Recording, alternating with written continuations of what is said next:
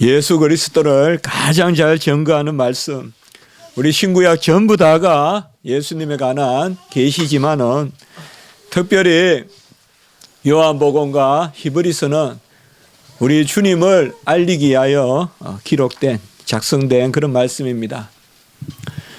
요한복음은 주님에 대해서 가르치되 표적과 또 주님이 행하신 기적과 행사를 통하여서 주님이 하나님의 아들이시고 그리스도시라는 것을 기록했습니다. 그래서 요한복음에는 우리 주님께서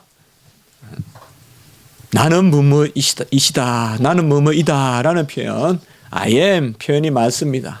헬라는 에고 에이미라고 하는데요, 이건 하나님의 신적인 표현이다, 그렇게 우리가 나누는데요. 나는 길이요 진리요 생명이요 부활이요 또 생명의 떡이요 가라지 않는 생수요 양의 문이요 선한 목자요 포도나무요, 이런 나는 뭐뭐이다라는 표현. 그래서 요한복음은 주님께서 친히 자신에 대한 계시를, 그것을 기록한 것을 우리가 요한복음이다. 히브리서는 히브리 기자가 바로 주님에 대해서 가르치고 특별히 변증하는, 변증이란 것은 다른 것이 아니라 옳은 것을 옳다 하고 그릇된 사람들을 계도해서 올바른 길로 이끄는, 그것이 바로 변증이거든요. 그래서 히브리서에서는 당대의 히브리인들이 사실상 나사렛 사람들이 주님을 가장 배척했듯이 히브리 사람들이 바로 주님을 가장 배척하고 잘 따르지 않거든요. 그래서 히브리서에서는 히브리 기자가 주님이 누구신가, 그것을 가장 교훈적이면서도 변증적으로, 그래서 아주 집요하게 주님이 멜기세덱의 반차다. 오늘 10절에 보면 멜기세덱의 반차를 따르는 대제사장이다. 모든 도의 초보가 여기에 있다. 멜기세덱의 반차가 뭐냐? 그것은 바로 왕이자 제사장이시다. 자기 자신을 드리신 제사장이시고 자기 자신을 주신 왕이시다. 구약의 모든 그림자와 예표가 이제 이 주님에게서 다 이루어졌다. 아론의 반차가 아니라, 오늘 4절에 보면 구약의 제사장들은 아론의 후손인데 그들도 존귀해요. 아무나 안 세워요. 그러나 그 아론의 제사는 이제 다 이루어졌다 이 말이에요. 이루어짐으로 폐하여졌어요. 폐하여짐으로 폐하여진 것이 아니라 다 이루어짐으로 폐하여졌어요. 그래서 구약을 우리가 함께 보는 거예요. 성취기 때문에. 없어졌다 이러면 철회고 취소 같으면 구약을 읽을 필요가 없어요. 성취니까 구약을 읽는 거예요. 우리가 다 이루었기 때문에 구약을 통하여서 다 이루신 이것을 바라볼 수 있기 때문에 우리가 보는 것입니다. 히브리서에서는 특별히 이 예수 그리스도께서 영원한 하나님의 아들이시여 그로 말미암아 만물을 지으신 만유의 상속자다라고 히브리서 1장 2절에 말씀하고 있어요. 그래서 그는 영원전에 계신 제2위 하나님, 성자 하나님으로서 만물이 그로 말미암는다. 만유의 상속자시다. 그리고 그로 말미암아 이제 하나님 아버지가 드러나신다. 그래서 1장 3절에 보면 영광의 강체시여 본체의 형상이시라. 그래서 우리 주님이 이 땅에 오신 것을 히브리인들에게 구약의 창조주 하나님, 그분이 바로 성부, 성자, 성령 이분이시다 이 말이에요. 삼위일체 하나님. 그래서 그가 만유의 상속자시다. 그리고 이제 이분이 하나님의 형상이요 하나님의 강체다 이 말이에요. 영광의 강체요 본체의 형상이다. 이것을 우리는 영원한 나심이다라고 이렇게 이야기합니다. 영원한 나심은 우리 주님께서 성자로 계신 것. 나심이다 하면 우리가 너무 생리적인 그 나심만 생각하지 마시고 영원히 성부, 성자, 성령이 계시는데 우리 이 땅에 오신 예수 그리스도는 성자 하나님이시다. 그가 이제 때가 참에 이 땅에 오셨다 이 말이에요. 그래서 히브리서 1장 2절에 보면 이 모든 날 마지막에 아들을 통하여 우리에게 말씀하셨으니, 이것은 이제 이 모든 날 마지막에 이 땅에 아들을 통하여 육신을 입으시고 영혼 가운데 이 땅에 오셨다. 이것은 바로 우리가 말하는 성육신이요, 또 우리는 역사상 나심이다라고 이렇게 우리가 이야기해 봅니다. 참 귀한 교훈이거든요. 한번 같이 해볼까요? 두 나심. 예, 우리 주님에게는 두 나심이 있다. 우리 개혁주의 신학자들이 참 좋은 용어를 썼어요. 두 나심이다. 영원히 성자로 계신 분이, 이것은 같이 합니다. 영원한 나심. 이분이 이제 때가 참에 마지막 때에 육신을 입고 마리아에게서 성령으로 잉태하셔서 나셨다 이 말이에요. 같이 합니다. 역사상 나심, 성육신. 그래서 바로 히브리서는 이것을 강조하고 있는 거예요. 영원한 하나님의 아들이 이제 이 땅에, 이 가나안 땅, 이 예루살렘, 이 베들레헴, 이 나사렛, 이 사마리아에 나셨다 이 말이에요. 그것을 히브리서는 증거합니다. 그게 1장이에요. 그 왜 이 땅에 나셨는가? 그 이유를 2장 9절에서 말하는데, 모든 사람을 위하여 죽음을 맛보려 하셨다라고 이렇게 말씀하고 있습니다. 영원하신 하나님의 아들, 만유의 상속자, 천지가 그로 말미암고 그로 인하고 그를 위하여 있는 그 하나님의 아들이 이 땅에 사람의 아들로 오신 것은 모든 사람을 위하여, 성경의 모든 사람이라는 것은 택한 사람을 뜻합니다. 택한 모든 사람을 위하여 죽음을 맛보려 하심이라 라고 이렇게 말씀하고 있습니다. 히브리서 2장 18절에 보면 그가 육신을 입으시고 시험을 받으심으로 시험받는 우리를 도우시려고 이 땅에 오셨고, 2장 14절 15절에 보면 죽음을 통하여 죽음의 종로로 타는 우리를 놓아주시려고, 그 아들이 이 땅에 오신 것은 죽으심으로 우리를 죽음의 종살이에서 해방시켜주고, 친히 시험을 받으심으로 우리를 시험에서 놓이게 하시고, 그리고 히브리서 2장 11절 우리가 자주 말씀은 거룩하게 하시는 자와 거룩함을 입은 자가 한 근원에서 난지라. 그러므로 우리를 형제라 부르시기를 부끄러워 아니하시고, 히브리서 2장 11절 바로 우리를 형제라 부르시려고 이것만큼 높여주신 것이 없다 이 말이에요. 거룩하게 하시는 자는 예수님이시요, 거룩함을 입은 자는 우리예요. 한 근원에서 난지라. 맞잖아요. 성자도 성부에게서 나셨고 우리도 성부에게서 났다. 아버지께서 났다. 얼마나 우리를 높여주는 거예요. 영원전에 계신 성자 하나님, 아버지 품속에 계신 요한복음 1장 18절에 독생하신 하나님, 그 하나님과 우리를 같은 자리에 세운다 이 말이에요.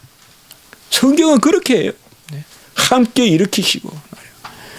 바로 이 일을 위하여 주님께서 이 땅에 오신 것입니다. 천사를 부러워하지 마십시오. 우리가 육신의 장막 가운데서 괴로움이 많아요. 육신의 질병 때문에 영혼의 고통도 있어요. 좋을 때는 육신이 너무나 좋아요. 육신이 있으니까 미각도 후각도 시각도 다 즐기잖아요. 눈이 없으면 어떻게 이 봄날 경치를 볼 것이며, 코가 없으면 어떻게 이 봄날 향취를 맡을 것이며, 우리 살갗이 없으면 이 봄날의 상긋한 이런 기운을 어떻게 우리가 느끼겠어요. 아침이면 아침의 기운, 새벽이면 새벽의 기운. 그러나 육신이 연약하면 또 우리 영혼을 괴롭혀요.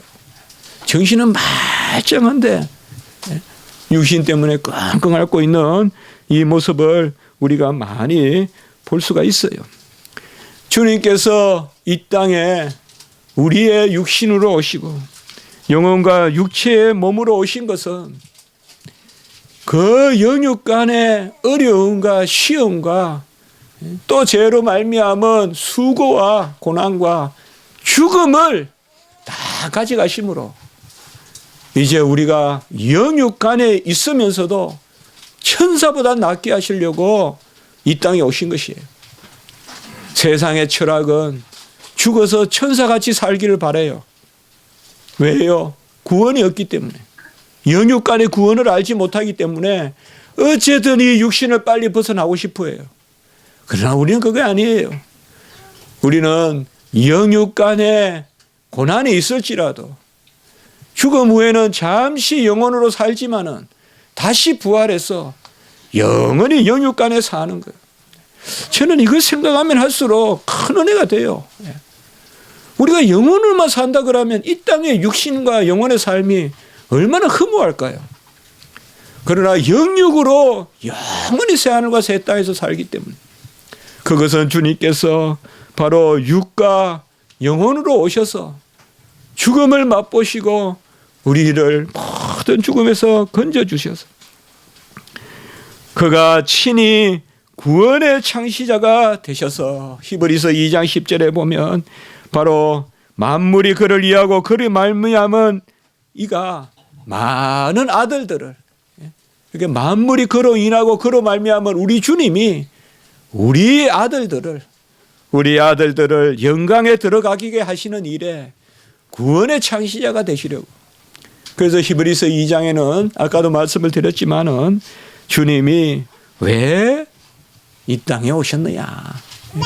구원의 창시자가 되시기 위하여.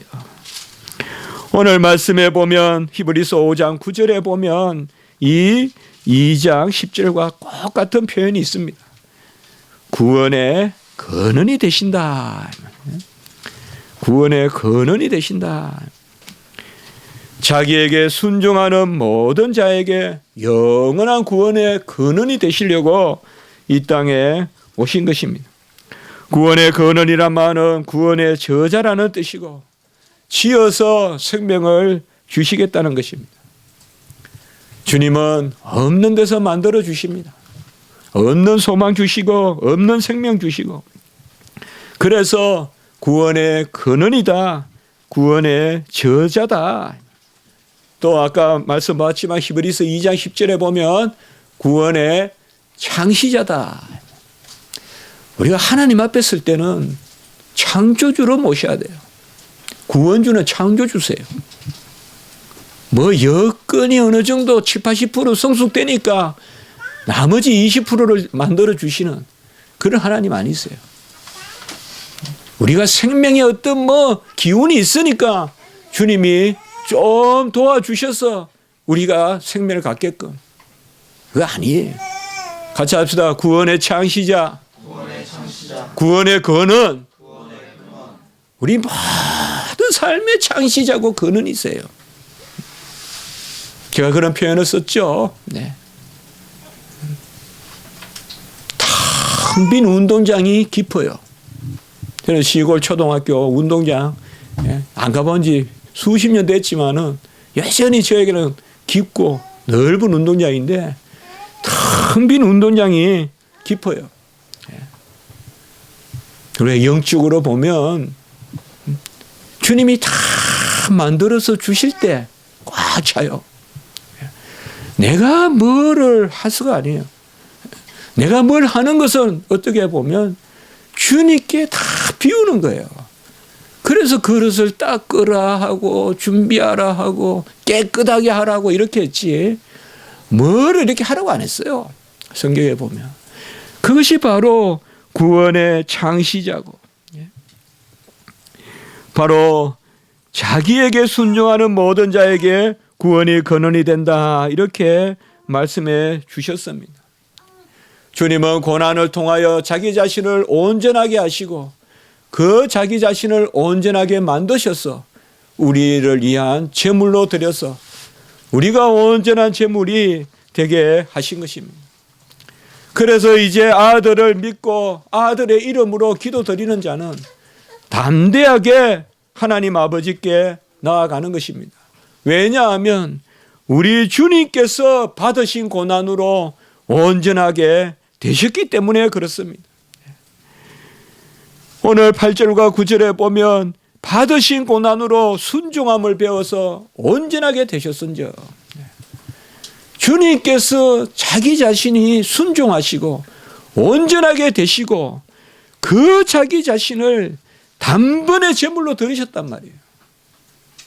다 갚으셨어요. 그러니까 우리는 주님의 이름으로, 주님이 식권을 가지고 계세요. 주님 식권 한 잔 주세요 하면서 아버지께 받아먹는 거예요. 주님이 값을 다 치렀어요. 그래서 담대히 구하는 거예요. 우리는 나에게는 식권이 없어요. 요새 하도 이게 단축 말을 써서 뭐 학식이라 이래가 나는 어느 게 학식이 뭔지 그 뭐 배우는 지금 어느 게도 이제 뭐 배우는데 힘쓰냐 이랬더니 배우는데 힘쓰는 게 아니라 먹는데 힘쓰더라고요. 학교 급식을 학식이라 그러대요 보니까. 학식을 먹니 그래서 역시 먹는 거구나 내가 또 이래서 했네. 학식의 식권을 우리는 그 총진대에서 3,500원인가 주고 사지만은 그걸 주님이 다 치렀어요. 그래 공의 하나님이에요. 그 주님의 이름으로 기도해야 돼요. 주님이 값을 다 치르기 때문에. 그래야 담대히 아버지께 나가는 거. 아버지께는 값없이 못 나가요. 값을 치렀기 때문에 담대히 나가는 거지 값없이 나가는 거 아니에요. 성경은 그렇게 공의가 없고 진리가 없는 게 아니에요. 사랑을 베푸시되. 그러나 그 값은 그럼 어디서 났느냐? 아버지가 아들을 보내셔서 주셨어요. 그러니 아버지 사랑이고 모든 게 은혜인 거예요. 그러나 공인 거예요. 또 아들이 값을 다 치렀어. 그래서 우리는 기도할 때 담대하는 것이에요. 주님이 다 이루셨기 때문에 주님에게 주님의 이름으로 기도하면 그 순간 그 값이 내 값이 되기 때문에 아버지께 내미는 거예요. 식권 있습니다 하면서 밥 달라고 주님 앞에 내면 똑같아요. 그 하나님 앞에 나아가는 거예요. 바로 주님께서 다 이루셨어요.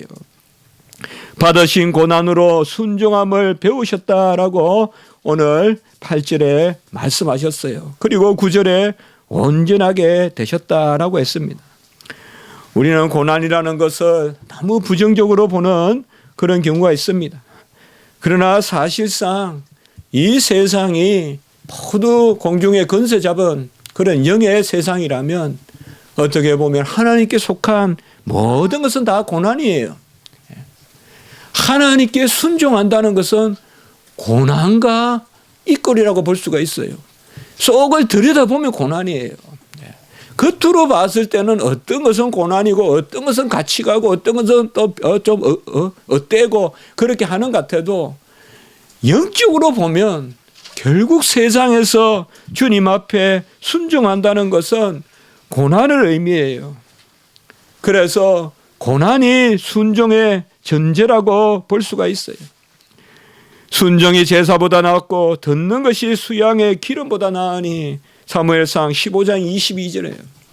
성경에서 보면 가장 야심찬 인물은 다윗이 아니에요. 느부갓네살도 아니에요. 가장 야심찬 인물은 사울이에요. 얼마나 야심이 많았는지. 자기 선지자 사울이 죽고 계시가 거치니까 사무엘이 죽고 계시가 거치니까 죽은 사무엘을 불러내라고 할 정도로 야심이 있었어요. 얼마나 야심이 있었는지 사인 다윗도 죽이려고 들었어요. 그런데 그 야심 때문에 망친 거예요. 야심 때문에. 선지자가 늦게 오니까 자기가 제사를 드린다고 하고 그리고 다 전멸하라 그랬는데 전멸하지 않고 아주 똑똑한 사람이고 야심는 이스라엘의 초대 왕이에요. 사울이. 그러나 사무엘상 15장 22절 금방 읽었지만 순종이 제사보다 낫고 듣는 것이 수양의 기름보다 나으니 이걸 잘 파악해야 돼요. 잘 파악해야 돼요. 순종이 제사보다 낫고 듣는 것이 수양의 기름보다 나으니. 간혹 우리 성도들의 삶을 이렇게 보면 이게 기준이 돼요. 네. 듣는 것이 수양의 기름보다 나아요. 뭔가 우리는 불쑥불쑥 튀어나가고 싶은 마음이 있어요. 사울과 같이. 그러나 순종하는 것. 순종은 고난이 따라요. 고난이라는 것은 피부로 느껴지는 그것보다는 중심이 겪는 거예요. 중심이 겪는 것. 항상 우리가 무슨 결단을 할 때 보면 이 중심의 결단이 있어야 돼요. 그것이 바로 고난을 동반하는 거예요. 주님도 죄가 없으시지만은 받으신 고난으로 순종함을 배워서 온전하게 되셨다. 왜 주님이 다 아시면서 좀 우회해 가시지 맞서서 가시냐 이 말이에요. 왜 우회해 가시지 않고 맞서서 가시냐 이 말이에요. 바로 배우기 위하여 오직 순종으로 순종에 이르는 것입니다. 어떤 조건이 없습니다. 어떤 형편이 아닙니다. 성도의 삶은 순종으로 순종에 이릅니다. 곧 무조건적 순종이고 이것이 바로 주님께서 행하신 것입니다. 궁극적인 답은 무조건적 순종밖에 없어요. 그래야 우리가 꽃길을 가요. 아니면 전부 뱀길로 가고 덫이 있고 야수가 기다리는 그러한 길로 갈 수밖에 없어요. 순종의 길이에요. 그 순종은 고난이. 그러나 이 고난은 아버지의 뜻을 쫓는 고난이기 때문에 사실상 우리에게 상급이에요. 그러므로 이렇게 말할 수 있어요. 순종에는 고난이 전제되고 고난은 상급이 있다 이 말이에요. 고난이 전제되지 않는 순종은 세속적인 순종이요 상급이 없어요. 그러나 주를 향한 순종은 하나님의 뜻에 합당한 순종은 고난이 따르고 그 고난은 상급이에요. 그러므로 이러한 고난은 불평거리가 되지 않아요. 우리 주님께서 아버지의 뜻을 이루려고 하신 그 고난입니다. 우리는 하나님의 뜻을 쫓지 않고 선을 행하려고 할 때 그것은 사실상 실족하게 됩니다. 책을 하나 써도 저 같은 경우면 순종하는 마음으로 써야 돼요. 절대 삐쭉삐쭉 튀어나와가지고는 영각이 안 돼요. 상급이 안 돼요. 그래 오래 자제해야 돼요. 자제해야 돼요. 드러나려고 하는 것을 꼭 참아야 돼요. 그거 안 좋거든요. 그거 안 좋거든요. 그 사울과 같은 성향이거든요. 순종하고 우양을 드리는 것, 수양을 드리는 것보다 듣는 것이 낫다. 주님은 우리를 그 자리에 세우시는데 우리의 연약한 가운데서도 순종하게 하십니다. 오늘 2절에 보면 무식하고 미혹된 자를 능히 용납할 수 있는 것은 우리를 용납하시려고 주님께서 이 땅에 오셔서 고난 당하신 것입니다. 우리는 무식합니다. 지식으로부터 멀어져 있습니다. 미혹됐습니다. 우리는 지식으로부터 멀어진 것뿐만 아니라 오히려 잘못된 지식을 가지고 있습니다. 미혹되어 있습니다. 우리는 기껏해야 모른다고 말할 수밖에 없고 좀 낯설 때는 미혹된 말밖에 못합니다. 잘못된 말이에요. 틀린 말이에요. 우리는 아무것도 알 수 없어요. 소크라테스는 아무것도 모른다고 했고 내가 모르는 것을 안다라고 했고 철학자 몽테뉴는 내가 모르는 것도 모른다고 했어요. 우리는 정말 아는 것이 없어요.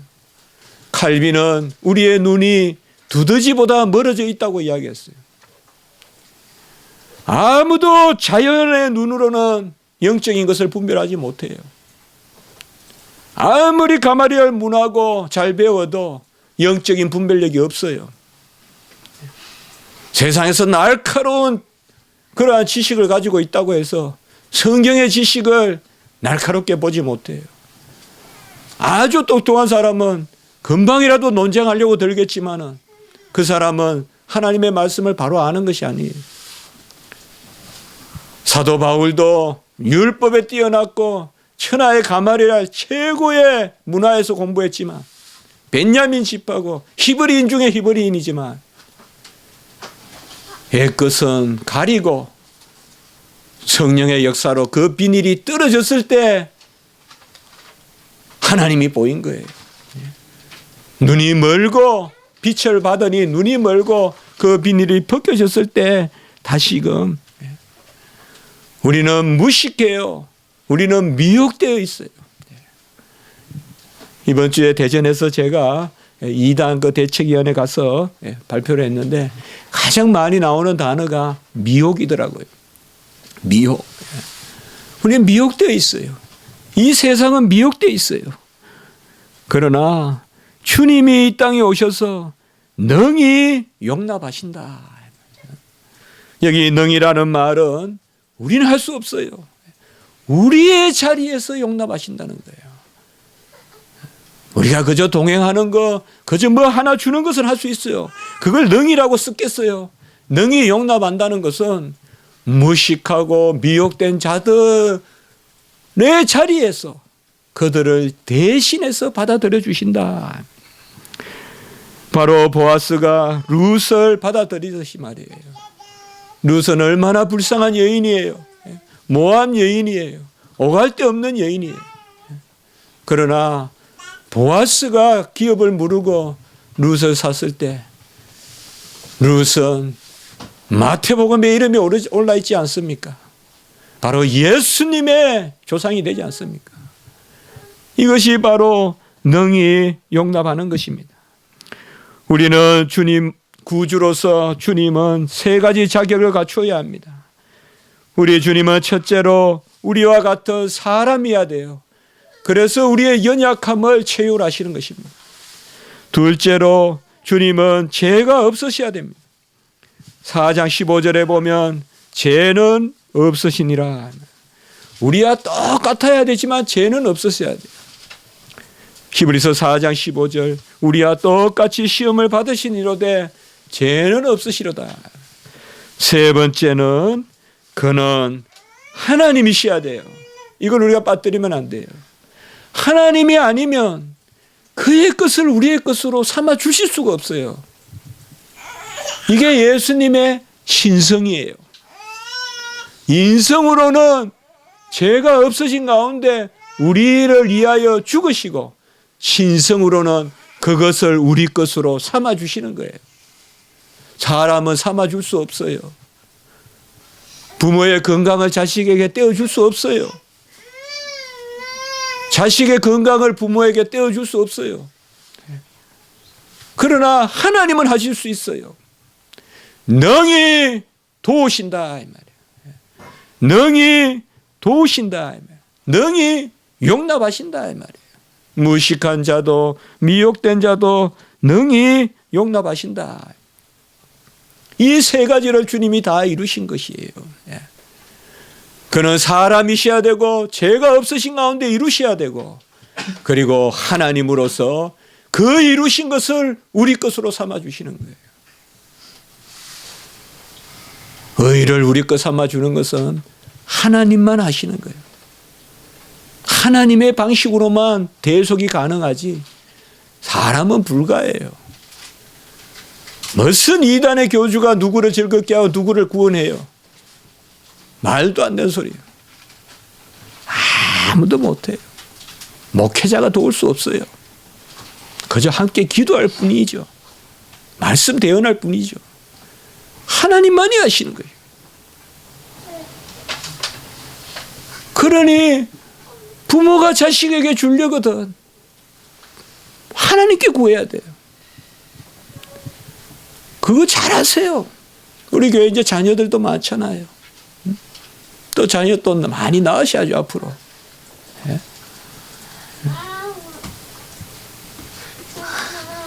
내 거 못 줘요.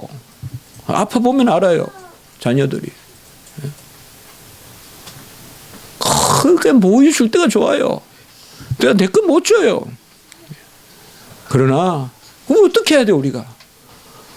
내 것을 하나님께 구해서 하나님이 주시게 해야 돼요. 하나님만 주실 수 있어요. 하나님이 아들을 보내시는 방법 외에는 대속의 방법이 있을 수가 없어요.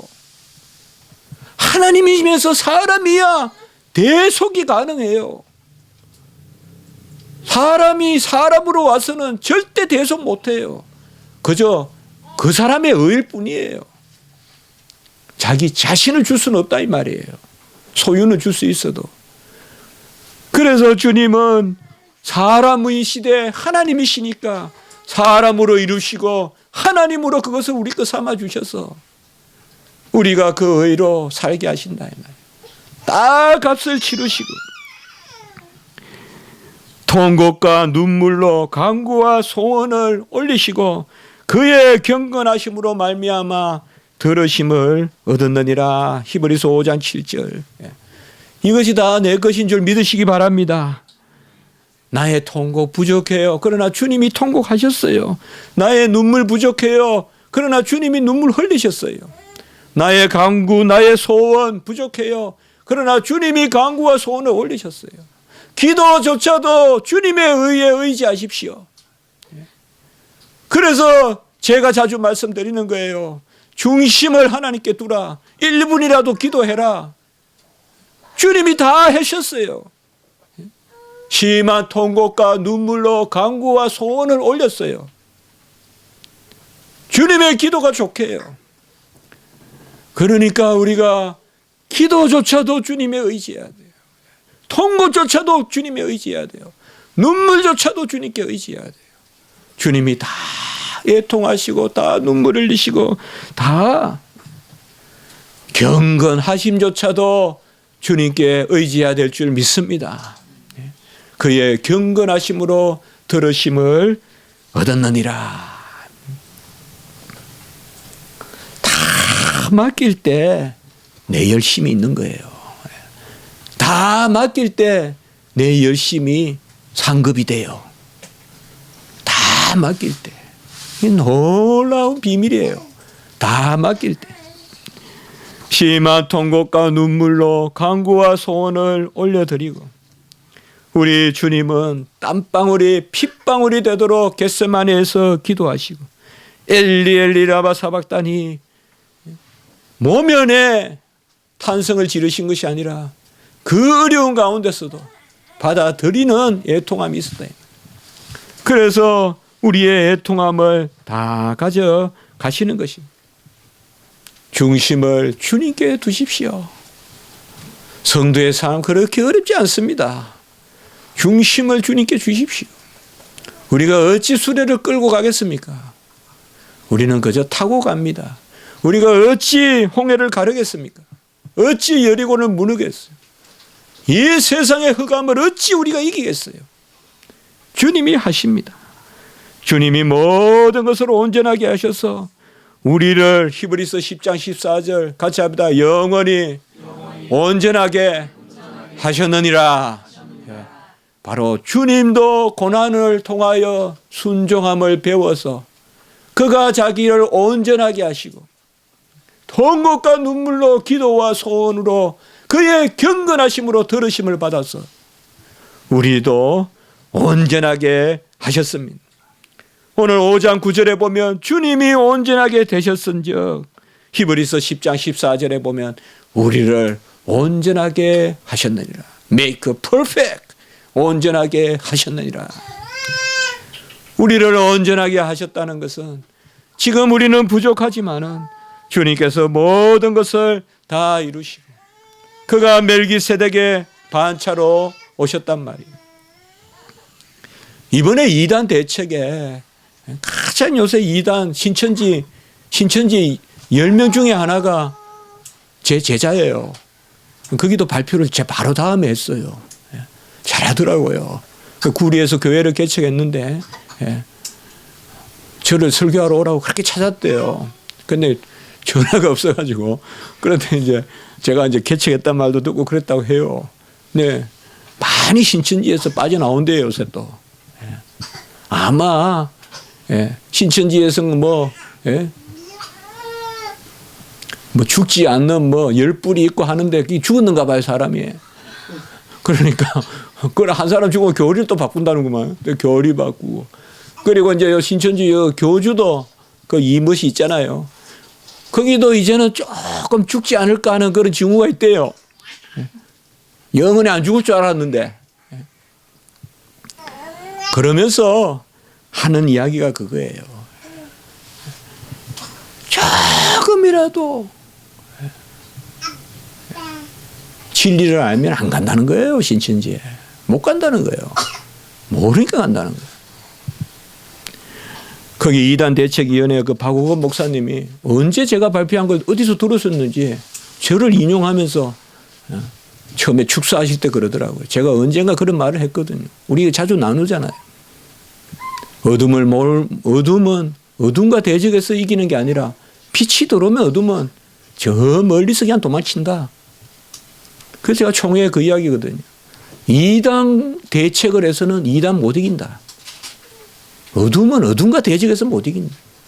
어둠과 반세 싸운다고 어둠이 물러갑니까? 새벽이 돼야 어둠이 물러가죠. 빛이 들어야 물러가죠.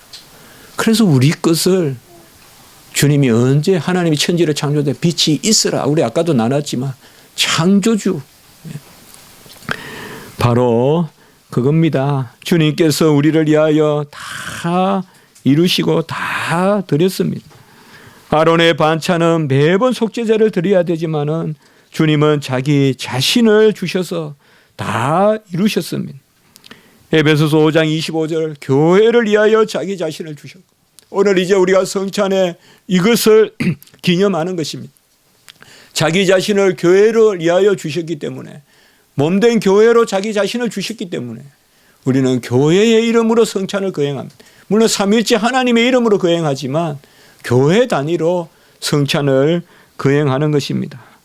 주님은 언제나 순종을 통하여 순종하는 자에게 구원의 근원이 되셨습니다. 같이 합시다. 자기에게 순종하는 모든 자에게 영원한 구원의 근원이 되시고 다시 우리가 말씀드리지만 이 순종은 상급이 있는 순종이고 이 순종은 우리를 어렵게 안 합니다. 내 멍에를 메고 내게 배우라 그리하면 너희가 쉼을 얻으리니 주님의 멍에를 메야 쉼이 있습니다. 진리입니다.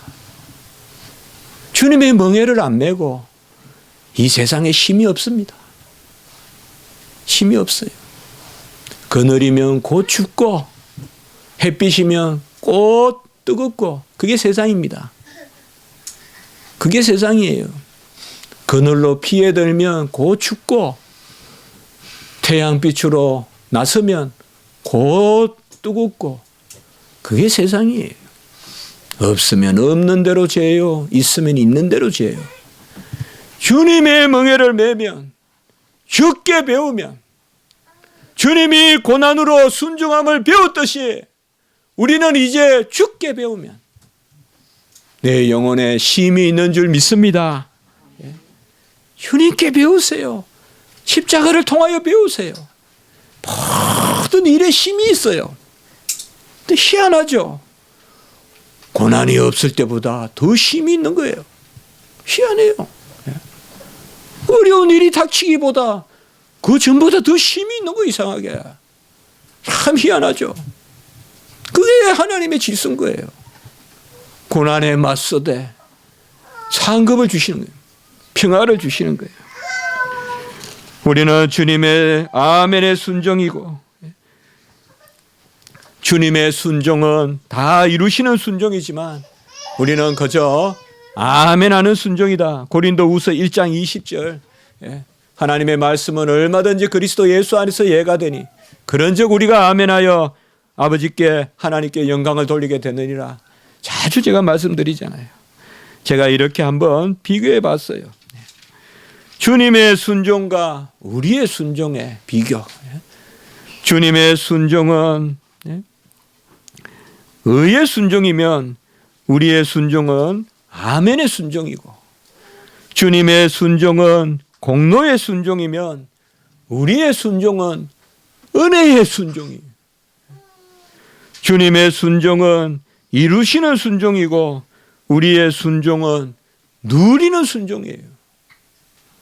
주님의 순종은 홍해를 가르는 것이고 우리의 순종은 홍해를 걸어서 건너가는 거예요.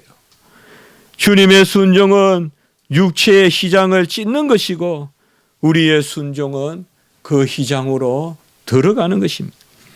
주님의 순종은 음악을 짓고 시를 짓는 것이라면 우리의 순종은 그 시편, 그 찬송을 누리는 것입니다. 주님의 순종이 밥을 지어주시는 어머니의 공로라면 우리의 순종은 그 밥을 맛있게 먹는 아이의 기쁨입니다. 우리의 순종은 사실 복이에요. 그 순종에 고난의 커튼이 있어요. 그 고난을 거둬야 순종이 있어요. 그러나 그것이 상급의 길이에요. 사실 고난은 고난이 아닙니다. 같이 합시다. 힘든 것은 그릇된 것이 아니다. 어려운 것은 틀린 것이 아니다. 세상은 어려우면 잘못됐다 생각해요.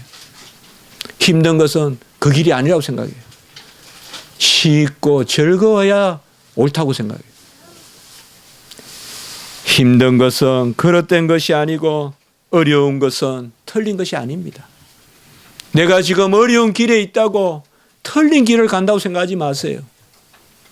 내가 지금 힘든 길을 간다고 그릇된 길을 간다고 생각하지 마세요. 세상은 미련하다 할 거예요. 그러나 그것이 바로 좁은 길이고 좁은 문입니다. 사도 바울은 자기의 사도성을 내세우면서 고난을 자랑했어요. 내가 자랑할 것은 고난밖에 없다. 내가 사도다라는 것을 다른 거 이야기하는, 굳이 말하면 두 가지만 이야기했어요. 부활하신 주님을 만났도다. 그리고 내가 고난을 이겼노라. 그게 사도의 표예요. 그게 성도의 표예요. 내가 주님을 만났노라. 내가 주님, 내가 고난을 이겼노라. 내가 어떻게 이겼겠어요? 주님께서 그 고난을 이기게 하셨는 거죠. 같이 합시다. 그의 간구와 그의 기도와 그의 경건하심으로 우리가 들으심을 얻었느니라. 그의 경건함 때문에 우리가 들으심을 얻는 거지, 우리가 어떻게 스스로 경건하겠어요? 못해요. 못해요. 내 윤리적 자질로 안 됩니다. 주님 앞에 연약한 것을 자랑하고 지금 어렵고 힘들더라도 그렇지 않다라고 하지만 속을 들여다보면 어렵고 힘든 게 있어요. 어렵다고 잘못된 게 아니에요. 힘들다고 그릇된 것이 아니에요. 좁으니까 큰 문을 찾아가는 거, 그 세상이 하는 일이에요. 우리는 좁은 문, 좁은 길로 가야 돼요. 그것이 생명의 길, 의의 길이에요. 길을 잃어버리면 실족해서 죽어버려요. 양과 같이. 바로 주님께서 우리를 이끄시는 그 은혜가 있길 바라고 모든 것을 맡기고 주님이 값을 다 지불했기 때문에 주님의 이름으로 담대히 나아가는 그러한 저와 여러분 또 하나님의 돌보심이 있기를 바랍니다. 기도드리겠습니다. 거룩하고 자비로우신 하나님 아버지, 받으신 고난으로 그 순종함으로 온전케 되시고 통곡과 눈물로 기도와 간구로 우리를 온전하게 하시고 그 경건하심으로 우리를 온전하게 하셨으므로 우리가 주님의 의에 의지해서 경건을 이야기하고 또 기도와 통곡으로 주님 앞에 나서고 주여 주의 멍에를 매야 힘이 있을 줄 믿사오니 주의 멍에를 매는 좁은 문 좁은 길이 옳은 길 의의 길 시온의 대로 예루살렘의 길인 줄 알게 하여 주시옵소서. 그 가운데 고난을 이기게 하시고 그 가운데 주의 상급 영광 바라보게 하시옵소서. 우리 모든 성도님들 좁은 문 좁은 길로 가 세상의 머리가 되게 하시고 큰 주의 일로 세상의 향기가 되는 우리 성도님들 되게 해주시고 주님 친히 다 이루셨으므로 주여 그 가운데 힘이 있게 하시고 위로와 화평이 있게 하시고 주님 이끄시는 손에 이끌려 나아가는 우리 모든 성도님들 가정들 되게 하여 주시고 채찍 맞음으로 낫게 하셨사오니 질병 가운데 있는 우리 지체들과 우리 최삼민 목사님 또 우리 경무 우리 마리아 다 지켜주시고 하나님의 은혜 가운데 붙드시고 주의 온전하심으로 우리를 온전하게 하셔서 우리가 즐거워하며 찬미하며 감난산으로 가는 제자들과 같이 우리도 그 자리에 서게 해 주시옵소서. 감사하옵고 구주 예수 그리스도 이름으로 기도드리옵나이다. 아멘.